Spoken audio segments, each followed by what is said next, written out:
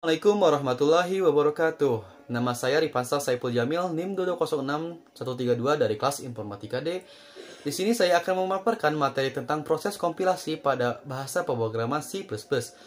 Proses kompilasi di C++ melibatkan penerjemahan kode sumber yang dapat dibaca manusia menjadi kode biner yang dapat dibaca mesin dan dapat dieksekusi oleh komputer.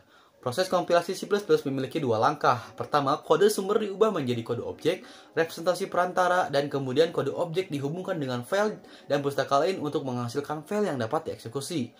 Ada 4 langkah dalam proses kompilasi C++ yang mengubah kode sumber menjadi kode yang dapat dibaca mesin, yaitu yang pertama adalah pre-processing, yang kedua kompilasi, yang ketiga assembly, dan yang keempat adalah linking. Yang pertama, proses pre-processing. Dengan menggunakan preprocessing, ia dapat memasukkan file tambahan ke dalam proyek tanpa mengkhawatirkan terjemahan sintaks C++. Ini beroperasi pada satu file sumber pada satu waktu, menggantikan arahan #include dengan isinya menggantikan penyataan definisi makro dengan klausa if def and div, dan membuat pilihan berdasarkan perintah #if. Setelah semua ini, preprocessing menghasilkan satu keluaran, aliran token yang dihasilkan dari perubahan yang disebutkan. Selain itu, ini berisi beberapa penanda khusus yang mengidentifikasi lokasi produksi setiap baris sehingga kompiler dapat memberikan pesan kesalahan yang berguna. Penggunaan arahan #if dan #error dengan tidak bijak dapat menyebabkan kemunculan beberapa masalah. Proses kedua yaitu kompilasi. Output dari preprocessing dikompilasi selama tahap perakitan. Kompiler mengubah bahasa assembly menjadi kode sumber C++ murni, yang kemudian diurai dan dibuat. Backend yang mendasarinya kemudian dipanggil, mengompilasi kode ke dalam bahasa mesin dan membuat file biner asli dalam beberapa format. Sintaks untuk simbol yang ditentukan dalam input terdapat dalam file ini. Dalam file objek, simbol dirujuk berdasarkan nama. File objek dapat membuat referensi ke simbol yang tidak ditentukan. Ini adalah kasus ketika Anda menggunakan deklarasi tanpa memberikan definisi. Mengingat bahwa kita mendefinisikan sebuah array di dalam array lain.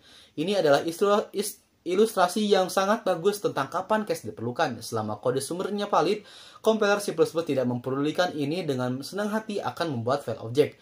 Pada saat ini, kebanyakan kompiler memberikan Anda menghentikan proses kompilasi. Ini sangat berguna karena memungkinkan Anda mengkompilasi setiap file kode sumber secara terpisah. Keuntungannya adalah jika hanya satu file yang diubah, Anda tidak perlu mengompilasi ulang semuanya.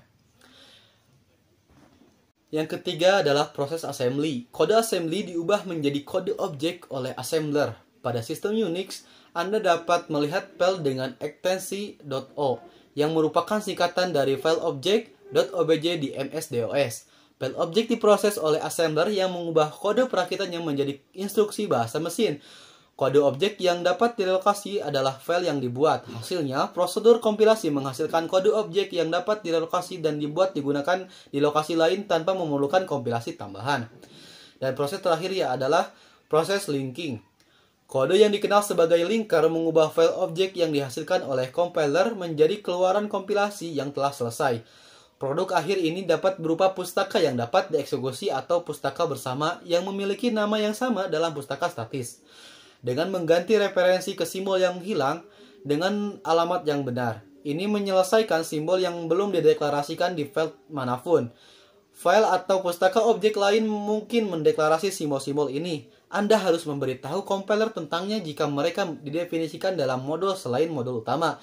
Pada fase ini, definisi yang hilang atau definisi yang berulang adalah kesalahan yang sering terjadi. Yang pertama menunjukkan bahwa kata-kata tersebut tidak ada. Tetapi yang kedua menunjukkan bahwa simbol-simbol yang sama didefinisikan dua kali dalam dua file objek dan perpustakaan yang berbeda. Kesimpulannya dari proses kompilasi pada C++ ini adalah proses kompilasi C++ melibatkan beberapa langkah, antara lain pre-processing, kompilasi, assembly, dan linking yang pada akhirnya menghasilkan file executable yang dapat dijalankan pada sistem target. Demikian yang dapat saya sampaikan. Mohon maaf bila ada kesalahan dalam bertutur kata atau penyebutan kata yang tidak benar. Wassalamualaikum warahmatullahi wabarakatuh. Arigatou gozaimasu.